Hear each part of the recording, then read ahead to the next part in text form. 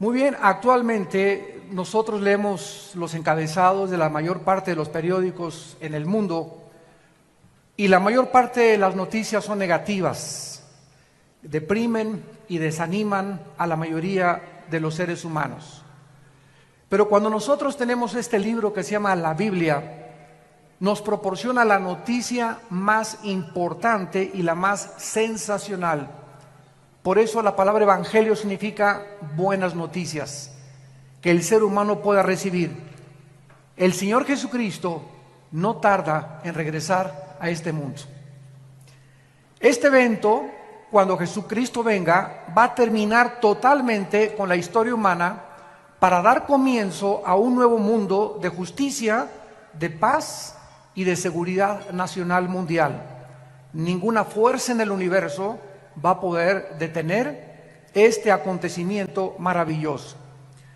Es interesante que nosotros sepamos que Dios tiene un tiempo para todo. Y el tiempo en que Cristo vino hace 2000 años fue exactamente el tiempo que Dios ideó y diseñó para que su Hijo viniera en el momento de la historia que más se necesitaba y en el momento de la historia en la que su vida impactó al mundo entero. Con su primera venida, la historia fue radicalmente transformada. Contamos nuestros días de Cristo a nuestros días o antes de Cristo. Celebramos la Navidad, su cumpleaños, y celebramos la Semana Santa, su muerte y resurrección.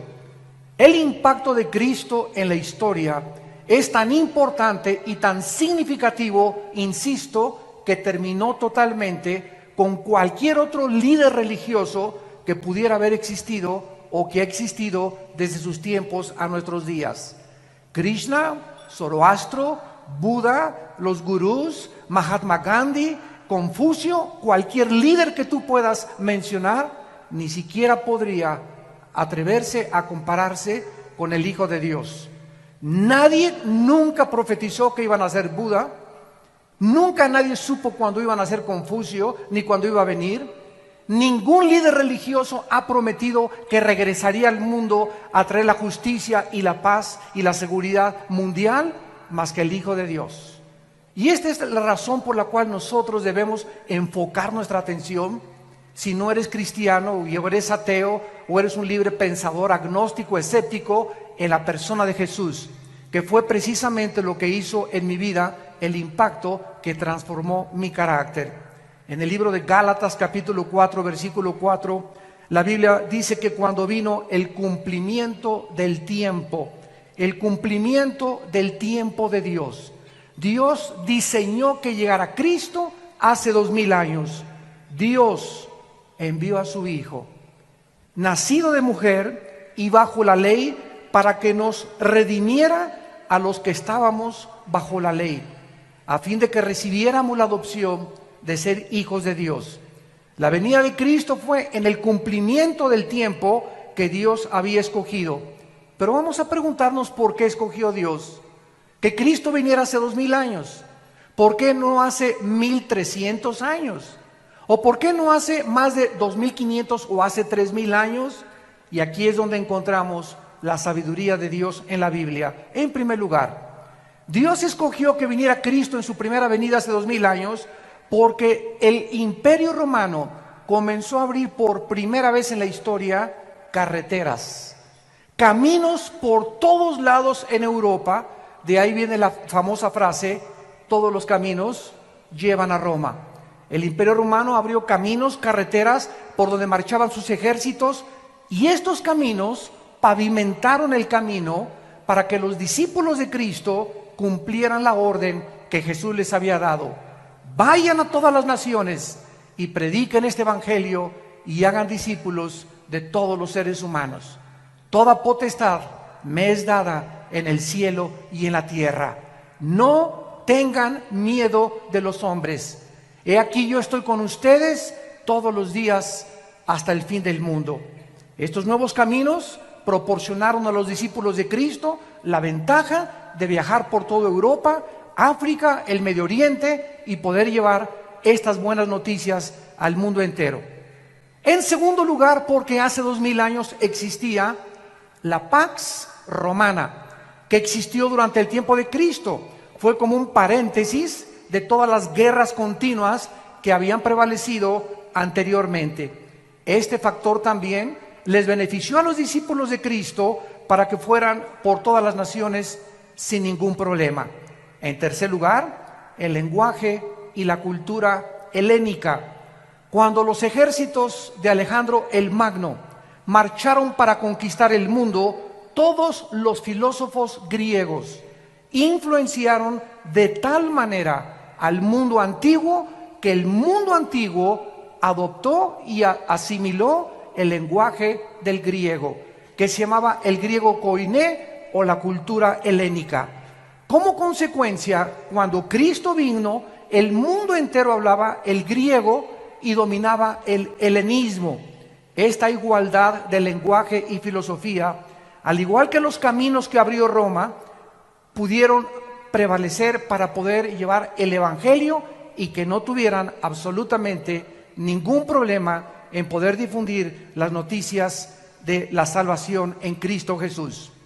Pero en cuarto lugar, lo más importante por lo cual Dios envió hace 2000 años a Cristo al mundo fue por el gran vacío que existía en la humanidad, que se vuelve a repetir exactamente 2000 años después, en la época, en el siglo XXI en que estamos viviendo. Las diversas y los cientos de religiones que había en tiempos de Cristo, con los miles de dioses de los griegos paganos, no pudieron nunca satisfacer ni a poder llenar el hambre de la humanidad de aquellos tiempos. Además, la inmoralidad, el paganismo, la idolatría, la depravación sexual, las filosofías griegas no pudieron satisfacer las necesidades más profundas del alma humana. En su primer carta a los Corintios, el apóstol Pablo lo escribe de esta manera en el versículo 1, versículos 18 en adelante. Y Cristo se dirige a los griegos, a los filósofos, aquellos que nadie ha podido comparar en 2000 años, los que se la pasaban interpretando el mundo mientras Jesús venía a cambiar el mundo. Y dice el apóstol Pablo, porque la palabra de la cruz es locura a los que se pierden. Los griegos decían, ¿cómo puede el Hijo de Dios dejarse matar? Nuestros dioses Zeus, nuestros dioses titanes y todos los grandes de la mitología griega son dioses poderosos. Un Dios nunca permitiría que mataran a su hijo. Fue locura para los griegos, para la sabiduría humana, que Jesús muriera crucificado. Pero para los que se salvan, dice el apóstol Pablo, a nosotros el poder de Dios. ¿Qué hizo Dios hace 2000 años? Destruyó la sabiduría de los sabios y desechó el entendimiento de los entendidos.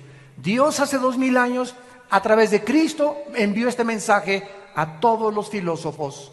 Ninguna alma humana tiene la capacidad intelectual para entender a Dios.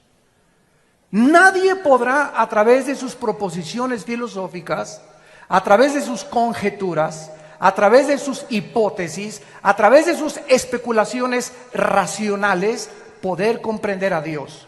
¿Por qué? Porque los pensamientos de Dios son mucho más grandes que los pensamientos humanos. Y los caminos de Dios, la forma como Dios actúa, es mucho, mucho, mucho más grande y diferente a como nosotros creemos que Él debería de caminar. Entonces, para que podamos alcanzar los pensamientos de Dios a través de nuestro intelecto, jamás lo hubiéramos podido lograr. ¿Qué hizo Dios? Envió del cielo a su Hijo a este mundo. Y Cristo nos trajo a este mundo los pensamientos de su Padre. Nos dijo cómo era Dios, nos dijo cómo hablaba Dios. Si tú quieres conocer a Dios, ve a Jesucristo. Si quieres saber cómo piensa Dios, estudia la vida de Cristo, porque Él es la imagen del Dios invisible, el primogénito de los muertos, el creador del universo. Dios pues nos habló a través de Cristo, y el apóstol Pablo entonces reta a los filósofos y les dice, ¿dónde están los sabios? ¿Dónde están los que todo lo alegan en la televisión y en el radio y en las películas? ¿No ha enloquecido Dios la sabiduría del mundo? La Biblia está diciéndote: tráeme a tu gallo Giro. ¿Quién es para ti el más sabio, la persona más inteligente, el filósofo más grande, tu héroe? Tráemelo, dice Dios, y ponlo aquí, y ponemos a Jesús a un lado. ¿En quién vas a pensar? ¿En Platón? ¿Sócrates? ¿Alejandro el Magno? ¿Oscar Wilde? ¿Zoroastro? ¿Buda? ¿Mahatma Gandhi? Piensa. Dios nos está retando: tráeme a tu gallito Giro. Piensen ustedes en el personaje que más ha impactado tu vida y comparémoslo con Jesucristo. Tráeme el libro que tú quieras de literatura, de genética, de historia, de geografía, de antropología, de aritmética, de física, de genética. Pónmelos aquí y ponemos la Biblia a un lado. No hay ninguna obra ni volumen en la literatura que se pueda comparar con la Biblia. Este es el mensaje que me ha gustado llevar a las universidades, y retando a los universitarios les he dicho lo mismo: tráiganme ustedes y vamos a discutir y vamos a argumentar contra Marx, contra Freud, contra Carlos Darwin, contra Friedrich Nietzsche, contra Carlos Sagan, contra el que tú quieras. Cristo destruye la sabiduría y la filosofía humana. ¿Por qué? Porque son hombres. Hombres como tú y como yo, frágiles, con pies de barro, que no tenemos la capacidad más que limitada para poder llegar a un cierto punto de comprensión. Y el mundo se ha pasado tratando de entender el mal, la existencia de la maldad, que es el problema número uno de la filosofía y de los teólogos en la humanidad. La humanidad vivía en las peores condiciones en aquel tiempo, y entonces la Biblia dice: ya que en la sabiduría de Dios. El mundo no conoció a Dios mediante la sabiduría, ni de Platón, ni de los griegos, ni de Sócrates, ni de Carlos Marx, ni de ningún hombre puede darnos el conocimiento de Dios. Agradó a Dios salvar a los creyentes por la locura de la predicación. Dios escoge un mensaje que es locura al intelecto humano, y el mensaje es este: cree en Jesucristo, lo que Él hizo en la cruz del Calvario, invítalo a tu vida como tu Salvador, y Dios te perdona tus pecados pasados, presentes y futuros. Recibes la eternidad en ese momento, y en ese momento el intelecto humano comienza a luchar. No puede ser tan fácil. Yo tengo que irme de rodillas a la villa, tengo que hacer algunas obras, tengo que hacer esto y el otro, tengo que hacer 5 asilos, tengo que construir 10 orfanatorios, tengo que hacer algo para poder entrar al cielo. Dios dice: mis pensamientos no son tus pensamientos, sométete a mis términos, la salvación es por gracia, no es por obras. Y este mensaje contradice todas las religiones, porque todas las religiones sin excepción enseñan que debemos hacer algo. Claro que después de recibir a Cristo tenemos que manifestar de que somos cristianos con las buenas obras, pero nuestras buenas obras no son el medio para salvarnos, son solamente un punto intermedio entre la salvación y lo que Dios dijo en su palabra. O sea, no es las obras lo que nos salva, sino el fruto de nuestra salvación. No nos portamos bien para irnos al cielo, nos portamos bien porque tenemos a Cristo y lo tenemos que demostrar por la forma en que vivimos. Fue entonces, en este tiempo, que el Dios Todopoderoso, el Creador del universo, envió a su Hijo al mundo, se vistió de carne, de hueso y de sangre, y nos trae este mensaje: de tal manera los ama mi Padre, de tal manera los ama Dios, que me ha enviado a mí al mundo a morir en una cruz por ustedes, para que cualquiera de ustedes que me escuche en este momento no se pierda, mas tenga la vida eterna. Mas Dios mi Padre muestra su amor a ustedes en que, siendo pecadores, yo voy a morir en tu lugar y en mi lugar, en una cruz, para que toda la gloria de la salvación tuya y mi salvación no sea para ti, para que nadie llegue al cielo y le diga: Pedro, dame chance de entrar, por favor. Y Pedro te contesta, ¿y por qué te voy a dar chance de entrar? Es que hice 10 orfanatorios, 5 asilos, me fui a la villa de rodillas, fui una buena persona, fui fiel, etcétera, etcétera, y te va a dar una patada Pedro y te va a aventar hacia abajo. Porque nadie va a entrar al cielo por sus buenas obras, sino por la sangre derramada en una cruz. Este es el medio que Dios escogió para que chocara con el intelecto humano. Porque nosotros, insisto, buscamos que necesitamos hacer algo para poder ser aceptados por Dios. Las buenas noticias es que Dios ya lo hizo todo en una cruz. Y solo a ti y a mí nos corresponde creer y aceptar lo que Dios hizo en nuestro lugar en la cruz de Cristo. Mientras la humanidad se sigue sumergiendo más y más en la inmoralidad, donde se siguen aprobando los matrimonios gays, iglesias que están aceptando, ¿verdad?, homosexuales, en el paganismo, en la idolatría, en la corrupción, en la mentira, en el fraude, las tinieblas en el siglo XX se están haciendo cada vez más densas y más densas y más densas en el mundo, pero en la mayor parte de los cristianos existe la convicción, y lo sabemos por el espíritu que tenemos dentro, que está pronto el mundo a ser sacudido por los poderes sobrenaturales de Dios. Dios ha comenzado en primer lugar a permitir que los climas cambien. Ya no hay primavera, verano, otoño o invierno.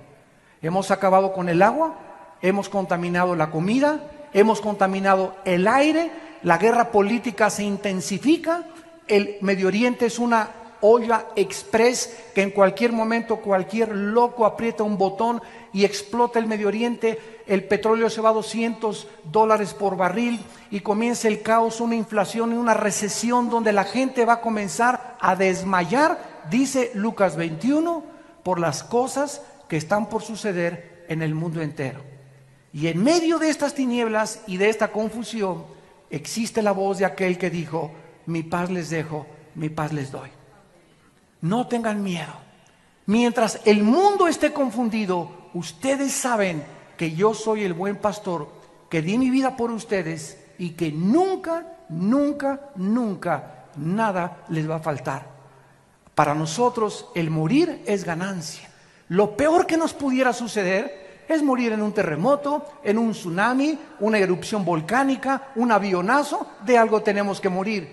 Y cuando muramos, seremos librados de este cuerpo corrupto y nuestra alma y nuestro espíritu será libre de esta prisión donde se encuentra actualmente y temporalmente, para estar en la presencia por todos los siglos de los siglos enfrente del Creador. Cristo en Mateo 24 explicó las señales antes de su venida. Porque vendrán muchos en mi nombre, versículo 5, diciendo: yo soy el Cristo, y a muchos engañarán. ¿Cuántas personas conoces hace 2000 años a nuestros días que han dicho: yo soy el Cristo? Gurús, David Koresh, Jim Jones, un tipo que anda ahorita en Miami diciendo que él es el anticristo y que él es Cristo, etcétera, etcétera. Los gurús de las filosofías orientales que te dicen: concéntrate en Chapultepec en posición de loto, budismo zen, en el tercer ojo que tenemos. El tercer ojo lo tienen, pero atrás no lo tienen adelante. Y concéntrate en Dios, y Dios está dentro de ti, y Dios está dentro de todos los seres humanos. ¿De dónde salió esta filosofía? Esta filosofía salió de los hombres, no de la Biblia.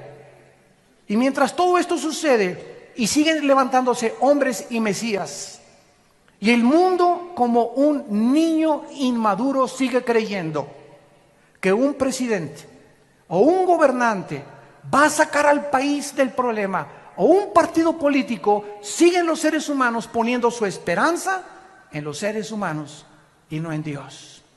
Y la Biblia dice: maldito el que confía en el hombre y pone por carne su brazo. Bendito aquel que confía en Dios, porque será como árbol plantado junto a corrientes de agua, que da su fruto a su tiempo y su hoja no cae, y todo lo que haga prosperará.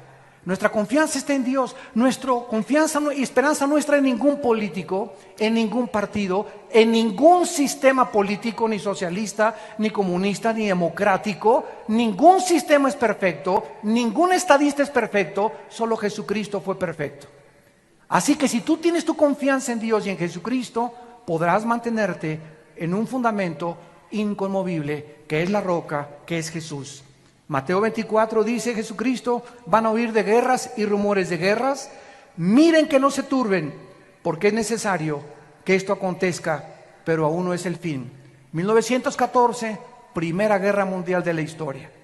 1939, Segunda Guerra Mundial de la historia. De 1945 a nuestros días, 445 revoluciones, más de 370 golpes de Estado, más de 15 cuantos genocidios. El siglo XX es el siglo donde más sangre se ha derramado, donde más guerras, donde más genocidios. José Stalin, Adolfo Hitler, Idi Amin, Lao Tse-tung, Mao Tse, y todos ellos, ¿verdad? Millones de personas mataron, pero al mismo tiempo e irónicamente, el siglo XX se caracterizó por ser el siglo donde más alta tecnología alcanzó el ser humano y donde más descubrimientos científicos se han logrado en toda la historia de la humanidad. Qué ironía que mientras el ser humano evoluciona en ciencia y en tecnología, se hunde en contrario en su moral. Cada vez se deprava más, cada vez hay más pastillas tranquilizantes, cada vez hay más confusión, porque el ser humano no fue nacido para él solucionar los problemas mundiales.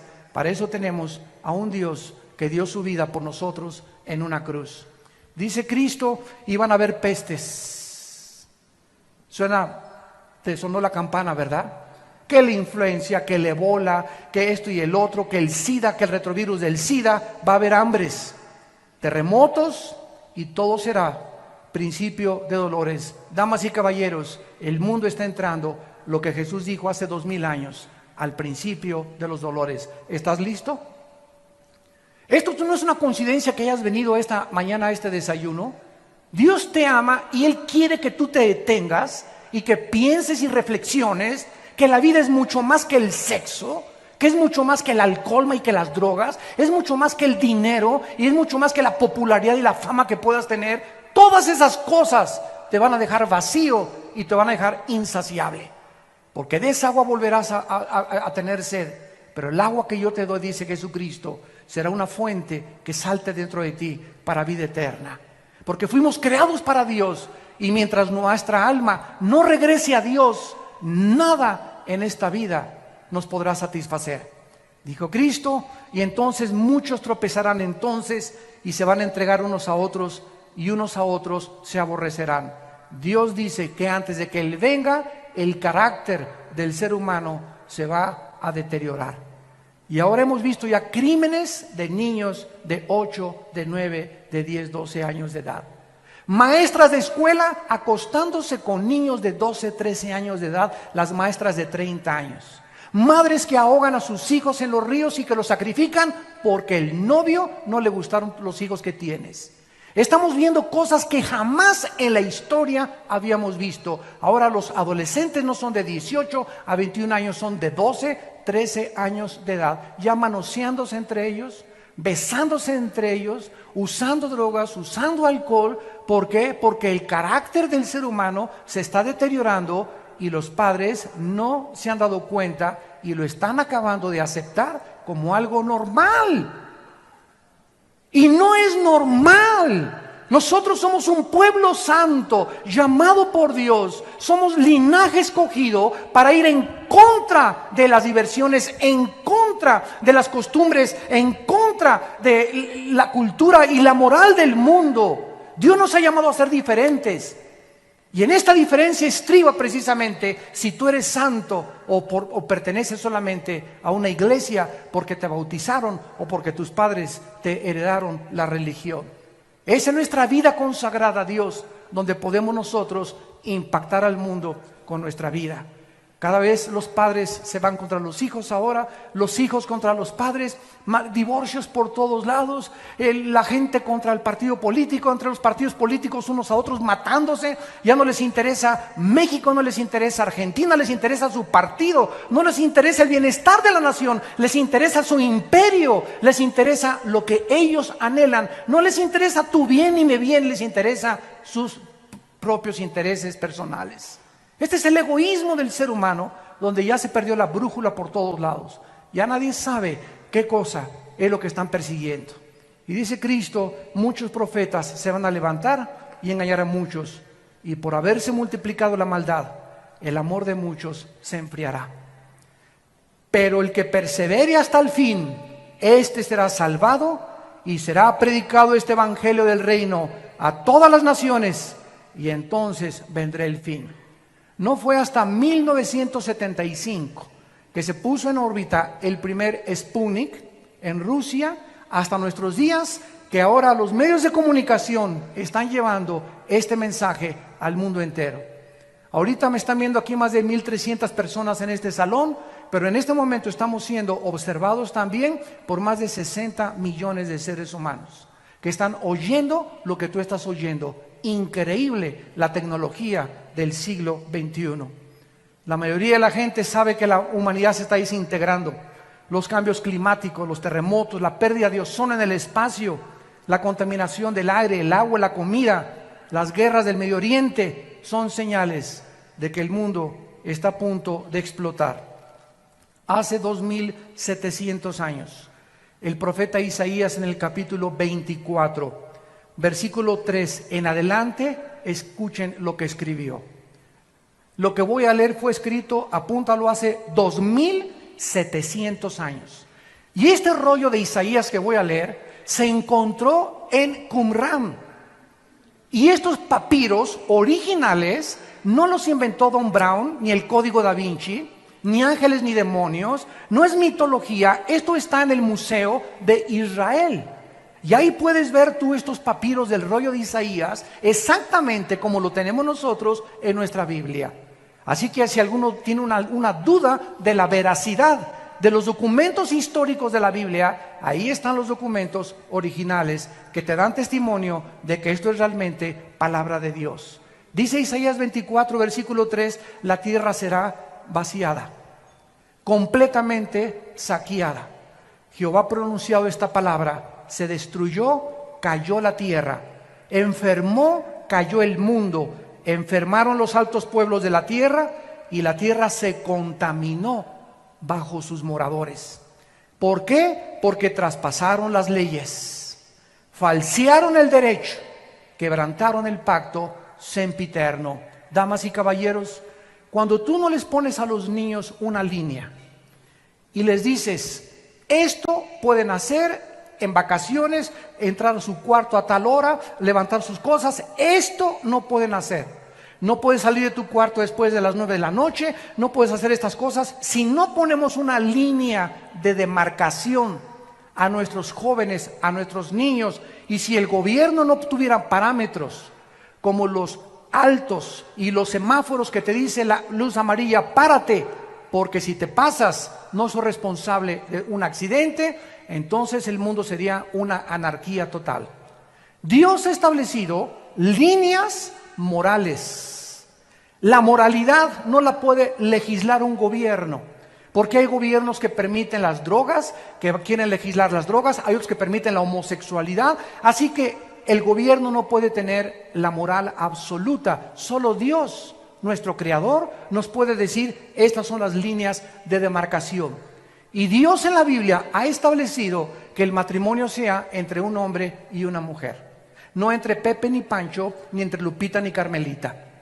Dios le trajo una mujer a Adán para que los dos pudieran interrelacionarse con órganos reproductores sexuales diferentes, para que pudiéramos ser colaboradores con Dios entre seres humanos. ¿Qué ha hecho el hombre? Dice la Biblia, traspasaron las leyes. A mí no me importa lo que dice, a mí me importa ser feliz y no me importa lo que la cultura ni lo que la moral diga. Y los gobiernos, como son democráticos, ante la presión de los homosexuales y de los grupos degenerados, el gobierno no tiene más que legislar y decir, para poder comprar votos, pues vamos a legislar la inmoralidad y la homosexualidad. Hemos llegado al punto donde hemos falseado el derecho, hemos quebrantado el pacto con Dios. Escúchenme muy bien, la humanidad nos estamos convirtiendo en animales. En animales. donde te matan, donde te secuestran, donde creen que el otro día vi un anuncio que decía no a la pena de muerte porque nos convierte en asesinos. El partido que escribió eso no tiene el mínimo conocimiento de lo que significa la retribución y no la venganza. Cuando un gobierno ejecuta la pena de muerte, no está asesinando, porque Dios le dio la prerrogativa al gobierno de ejercer la pena capital, porque de acuerdo a Dios, escúchenme, señores políticos, de acuerdo a Dios hay seres humanos que han perdido el derecho de seguir vivos, que se han convertido en animales y que son lobos rapaces buscando a tus hijos para secuestrarlos, destruir tu familia, destruir la sociedad, causar temor, y esas personas, de acuerdo a Dios, han perdido el derecho de vivir. Porque es preferible que uno muera y que no secuestren a 50 y que paguen por uno solo. Esta es la filosofía y el pensamiento de Dios, no es el de nosotros. Pero nosotros entramos en una misericordia falsa. Ay, no, pobrecito. Todos los que han agarrado han dicho, prefiero que me maten a estar 75 años en la cárcel. ¿Qué cosa es lo que está sucediendo? Estamos perdiendo la brújula, donde ya nadie sabe si es bueno, si es malo, qué es mejor o qué no es mejor. ¿Por qué? Porque no son guiados por la Biblia, sino por los razonamientos y las filosofías de los seres humanos. El ser humano, dice la Biblia, va a llegar al nivel de los animales. Y dice Dios, por esta causa la maldición consumió la tierra. Sus moradores fueron asolados. ¿Será quebrantada la tierra? ¿Será removida como un borracho? ¿Se agravará sobre ella su pecado? Y nunca más se levantará, porque Jehová, el Dios del cielo, lo ha determinado. En todas estas cosas, la humanidad que se encuentra en un túnel donde nadie sabe dónde está la luz, dónde está la salida. Vamos a consultarle a los de la nueva era, vamos a consultarles a los gurús, vamos a consultarles a los ateos, vamos a consultarles a los adivinos, a la bola de cristal. Y Jesús dijo, yo soy el camino, la verdad y la vida. Hay un solo camino, damas y caballeros, que es Jesucristo. Dijo Jesús, yo soy la resurrección y la vida. Y quiero decirte que si tú en esta mañana vives, es precisamente porque yo quiero que tú vengas a morar conmigo eternamente en la casa de mi Padre. ¿Por qué Cristo va a regresar? Número uno, porque la creación lo espera impacientemente. La creación ha sido contaminada con huracanes, tornados, lluvias, tormentas, erupciones volcánicas. ¿Por qué? ¿Ha existido esto siempre en la humanidad? Así es, desde que el primer hombre pecó en el huerto del Edén. Dios puso un planeta perfecto como administrador a una primer pareja y el hombre se rebeló contra Dios. Y Dios ha dejado esta rebelión continuar hasta el tiempo en que Él va a venir a poder acabar con la maldad. Y durante toda esta época de la historia ha entrado el proceso que la física llama la entropía, donde todo se descompone, todo se echa a perder, nuestras células comienzan a desgastar, todo se oxida. Esta es la ley de la entropía o de la corrupción de acuerdo a la teología bíblica. Y Dios dice que cuando Él venga, restaurará totalmente la creación. Miren lo que dice en Isaías 11, versículo 6, que pasará con el mundo ecológicamente cuando Cristo regrese. Morará el lobo con el cordero, el leopardo con el cabrito se acostará, el becerro y el león, la bestia, andarán juntos, y un niño los pastoreará. La vaca y la osa pasarán, sus crías se echarán juntas, y el león como el buey comerá paja. ¿Qué dice la Biblia? Que los leones antes no eran feroces. Dios no creó a los leones feroces, Dios no le puso veneno a los alacranes, ni a la viuda negra, Dios no le puso la ferocidad a las bestias de la selva. Dios no es el autor de lo que tenemos a nuestro alrededor, somos nosotros. Cuando nosotros pecamos, inmediatamente se contaminó todo lo que estaba a nuestro alrededor. ¿Por qué? Porque el ser humano alejado de Dios no tenía el derecho de vivir en un mundo perfecto. El momento en que nosotros nos rebelamos contra Dios, me contamino a mí mismo, me comienzo a autodestruir, comienzo a destruir a mi esposa, comienzo a destruir a mis hijos, comienzo a lastimar a toda la gente a mi alrededor, porque el pecado es contagioso. Y si no entendemos esto, ¿por qué la Biblia aparta el pecado de la santidad? Nunca vamos a comprender la mente de Dios. Cuando tú pecas, estás escogiendo sufrir. Cada vez que tú pecas, vas a sufrir. Y vas a sufrir más allá de lo que tú creías que ibas a sufrir. El precio que vas a pagar va a ser más caro que el que pensabas que ibas a pagar. Y te irá peor de lo que pensaste que te iba a ir. El pecado trae consecuencias porque la paga del pecado es la muerte. Y Jesús dijo que Él venía a pagar por el pecado humano. En segundo lugar, Cristo va a regresar porque nosotros lo estamos esperando. La Biblia dice por todos lados en el Nuevo Testamento que estemos orando y diciéndole al Padre, envíanos al Señor. Dice Tito capítulo 2, versículo 11 en adelante, porque la gracia de Dios se ha manifestado para salvación a todos los hombres, enseñándonos que renunciando a la impiedad y a los deseos mundanos, vivamos en este mundo sobria, justa y piadosamente, aguardando la esperanza bienaventurada y la manifestación gloriosa de nuestro gran Dios y Salvador Jesucristo. ¿Por qué me porto bien? ¿Por qué le tengo que ser fiel a mi esposa? ¿Por qué no quiero robar? ¿Por qué no quiero transar? ¿Por qué no quiero defraudar? ¿Por qué no quiero ver pornografía? Simplemente porque el que tiene esta esperanza se purifica a sí mismo. Si tú realmente crees que Cristo va a venir, tu vida tiene una perspectiva diferente a cómo vas a vivir. Porque si viene hoy en la tarde o viene la próxima media hora o hoy en la noche, tú vas a ser presentado y yo también, y no habrá nunca otra oportunidad para recuperar el tiempo que pudimos haber vivido en santidad. Por eso, amados santos, estar firmes y constantes, sabiendo que la obra en el Señor no es en vano. La Biblia dice que nosotros le esperamos, y yo te pregunto, ¿y tú a quién estás esperando? ¿Cuál es tu propósito para vivir? ¿Qué significado estás esperando que te dé lo que alcanzas en tu vida? Pregúntale a la gente, ¿qué es lo que tú esperas de la vida? Ser famoso, ser modelo, ser artista, ser cantante, y después, ¿qué vas a hacer? ¿Qué no sabes que te puedes morir a los 35 años de edad? ¿A los 40 años de edad? ¿A los 50 años de edad? ¿Que tu carrera política puede ser frustrada por una embolia, por un ataque al corazón? ¿Que tu belleza puede ser extinguida mañana por un cáncer de piel o por cualquier problema que te pueda suceder? Nuestra vida está en un hilo.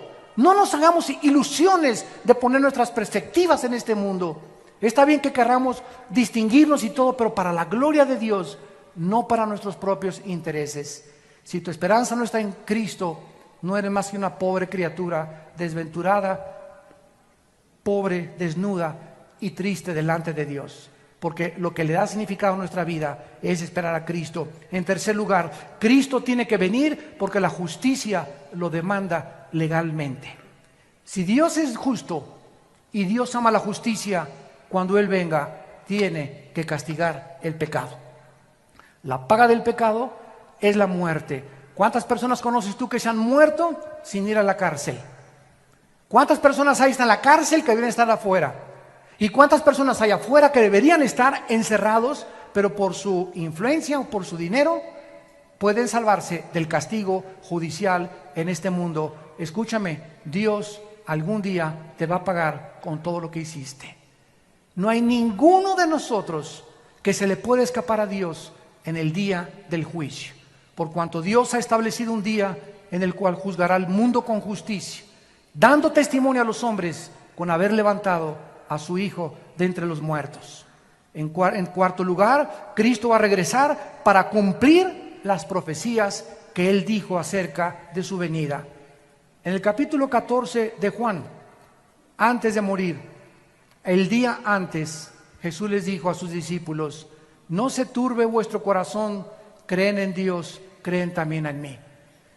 No permitas en estos meses y años que estamos viviendo que nada de las noticias, que el petróleo cayó, que el dólar cayó, que no hay trabajo, no permitan, dice Dios, que nada les robe su paz. Lo que nos hace ser vencedores ante las circunstancias adversas del mundo es la paz de Dios. Si tú no tienes en esta mañana, ustedes que nos ven por la televisión, si tú no tienes paz en tu vida, no puedes alcanzar ni lograr nada. Y déjame decirte algo, no tienes paz porque el pecado trae culpa, vergüenza, intranquilidad, irritabilidad, rencor y amargura. Cada vez que pecas, pierdes la paz, pierdes la tranquilidad, no te aguanta ni tu perro. Pero cuando tenemos paz, somos gobernados por algo que sobrepasa el entendimiento y que aunque podamos alrededor estar en medio de un huracán y de un tornado, sabemos que nuestras vidas están totalmente en las manos de aquel que dio su vida por nosotros en una cruz. Cristo dijo, en la casa de mi Padre muchas moradas hay. Si así no fuera, yo os lo hubiera dicho. Voy a preparar lugar para ustedes, para que si yo me fuere, vendré otra vez y los tomaré a mí mismo, para que donde yo estoy, ustedes también estén. Y ustedes saben a dónde voy y sabéis el camino. Tomás le dijo, no sabemos dónde vas. ¿Cómo podemos saber el camino? Jesús le dijo, yo soy el camino. Yo soy la verdad y yo soy la vida. Nadie viene al Padre si no es por mí. Cuando yo leí esto hace 33 años, fue lo que hizo que mi vida fuera consagrada a Dios. Cuando yo leí esto, ya había estudiado yo las religiones, Buda, había pertenecido al Partido Comunista, quería ser gurú, me quería el Himalaya, me quería rapar como los Hare Krishna, quería experimentar con las drogas, con la marihuana, con el LSD, etcétera, etcétera. Y cuando yo me enfrento con estas palabras de este hombre, caí en ese momento, eran las 1:30 de la madrugada en mi casa, bañado en lágrimas. Por fin descubría a alguien que me decía, no puede que, quizá, chance y, a lo mejor me encontraba con alguien que me decía, yo soy el camino. No hay ningún otro camino, Armando, me decía Jesús, más que yo. Cualquier otro camino en el que tú te encuentres es un camino que conduce a la muerte. Yo soy el camino por donde tú debes andar, agárrate de mi mano, dice Jesús, y vas a caminar conmigo y vas a tener vida y vida en abundancia. Y además cuando mueras vas a seguir siendo pastoreado por toda la eternidad por mi Padre. Cristo viene para cumplir sus promesas que Él nos ha hecho. Y terminamos viendo los contrastes entre la primera y la segunda venida de Jesucristo. En la primera venida de Jesucristo, Él vino a quitarse el trono, la corona, los vestidos reales y bajó a un mundo de pordioseros. Bajó a un basurero que es el planeta Tierra. Y estando en la condición de hombre, no invitó a su nacimiento al Shah de Irán, ni a la Pompidou, ni a los Richelieu, no inventó a la clase media alta, ni a los políticos, ni a los encumbrados. Cuando Él nació, imagínate esto, el creador del universo nace en un pesebre. ¿Qué nos dice esto? Que Dios es un Dios humilde. Y que ese carácter de Dios lo debemos llevar nosotros en nuestra alma. Inmediatamente la humildad se refleja en los que siguen a Jesucristo de todo corazón. Y lo contrario es la pomposidad, la vanidad, la altanería, la soberbia, el orgullo que gobierna a los seres humanos. El desprecio por las clases marginadas, el creerse que por ser socialmente más educado o tener mejor coche o mejor color de piel o mejor esto, inmediatamente lo notamos en aquellas personas que no conocen al Hijo de Dios. Cuando Cristo venga, vendrá con toda su gloria, con toda su potestad, con todo su reino para gobernar para siempre.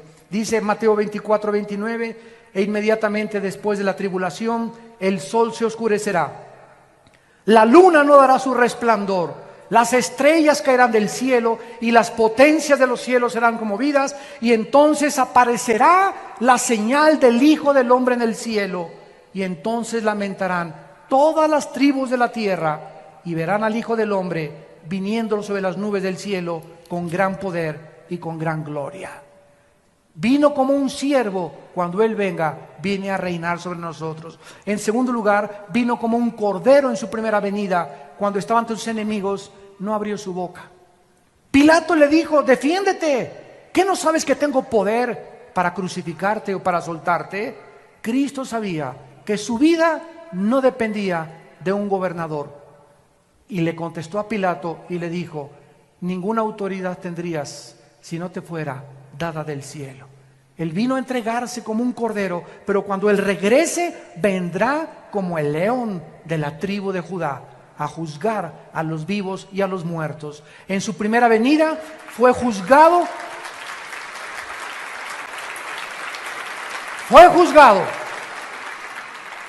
en su primera venida con el juicio más injusto dentro de la misma jurisprudencia y de las leyes del derecho romano y del derecho griego y de todos los que han estudiado. Es el juicio más injusto que un hombre ha padecido, el haber sido juzgado como lo fue Jesucristo.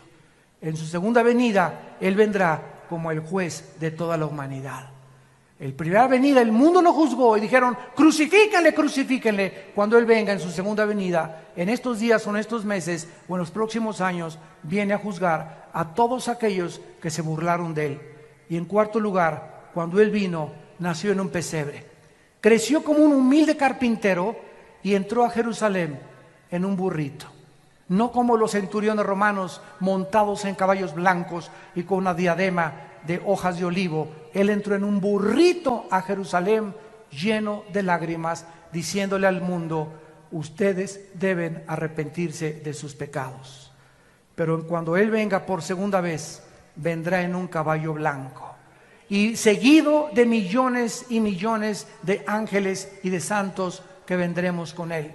Y dice Apocalipsis 19: entonces vi el cielo abierto, versículo 11, y un caballo blanco, y el que lo montaba se llama Fiel y Verdadero, con justicia juzga y pelea. Sus ojos eran como llama de fuego, había en su cabeza muchas diademas, y tenía un nombre escrito que ninguno conocía sino Él mismo. Estaba vestido de una ropa teñida en sangre, y su nombre es el Verbo de Dios. Y los ejércitos celestiales, vestidos de lino finísimo, blanco y limpio, le seguían en caballos blancos. De su boca sale una espada aguda para herir a las naciones, y Él las regirá con vara de hierro. Y Él pisa el lagar del vino del furor de la ira del Dios Todopoderoso. Y en su vestidura y en su muslo tiene escrito este nombre: Rey de Reyes y Señor de Señores.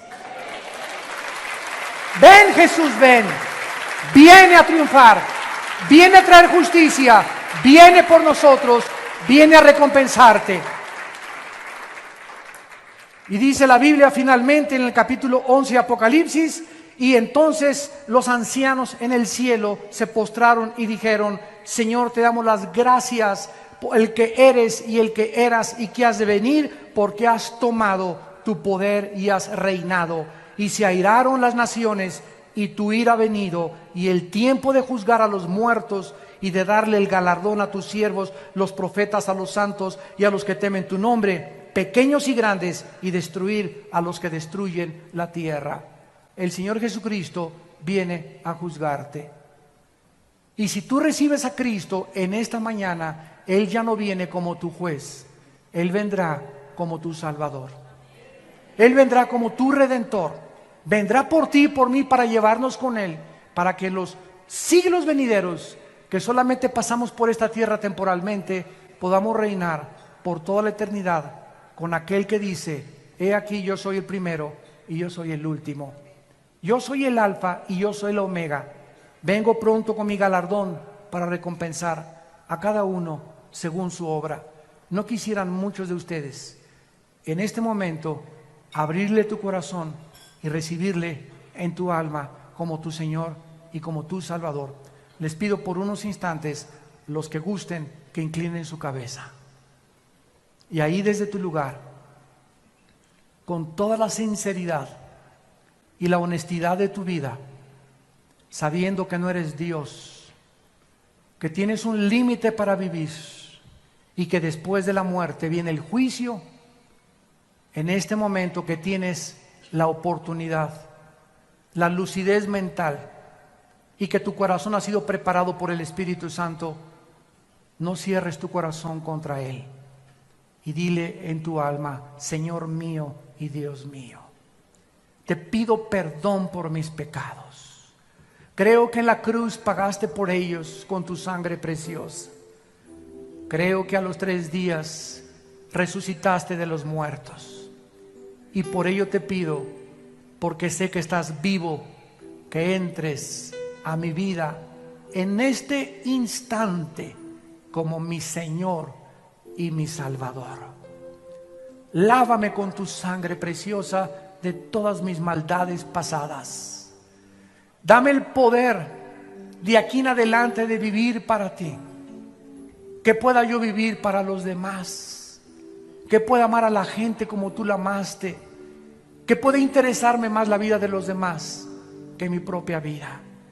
Porque ahora sé que ahí se encuentra la verdadera felicidad, en vivir para los demás. Señor Jesús, gracias por morir por mí, y te pido que me des el poder de los pocos días o años que me quedan de vida, de vivirlos para ti, de anunciar este mensaje y darles estas noticias de que tú vienes pronto y que nos vienes a salvar, para que pueda yo verdaderamente saber que no he vivido en vano. Te lo pido en el nombre de Jesús. Amén. Gracias a Dios por su palabra. Gracias a Dios por este maravilloso libro. La única luz que tenemos. La única luz que tenemos.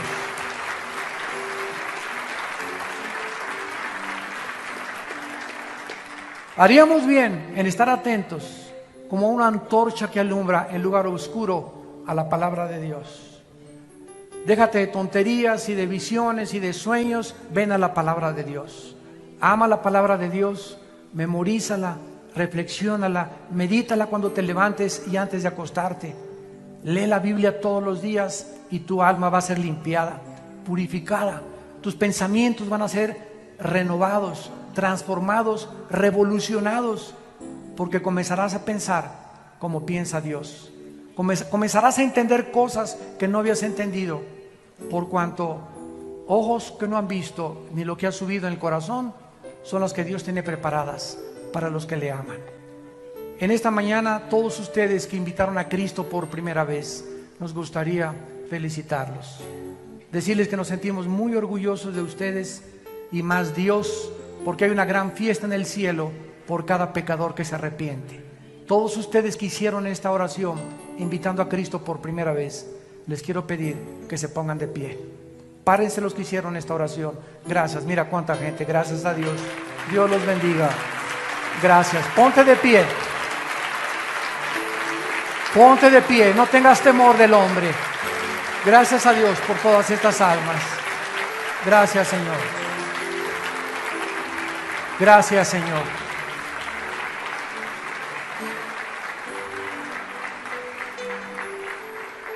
No salgas por esta puerta como entraste, vacío, confundido, avergonzado, con culpa, con temores.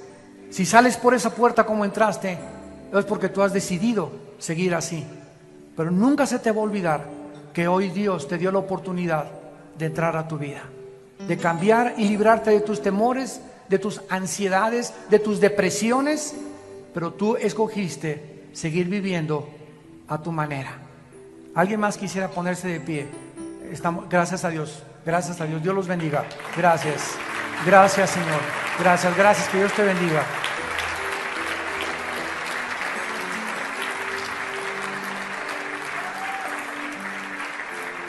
Dichosos y felices los pobres en espíritu, dichosos y felices los mansos, porque ellos heredarán la tierra.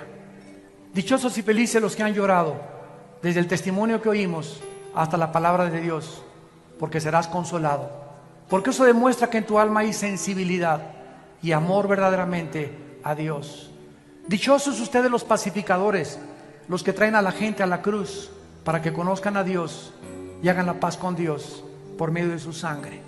Y dichosos y felices ustedes cuando son perseguidos, cuando la gente se burle de ti, Cuando te critiquen y te calumnien, no te amedrentes, no te entristezcas, no te desanimes, todo lo contrario. Gózate, porque así persiguieron a Cristo, a sus apóstoles y profetas, y no somos más grandes que nuestro Maestro. Y dichosos y felices ustedes los que se pusieron de pie, porque de ustedes es el reino de Dios. Que tengan mucha paz.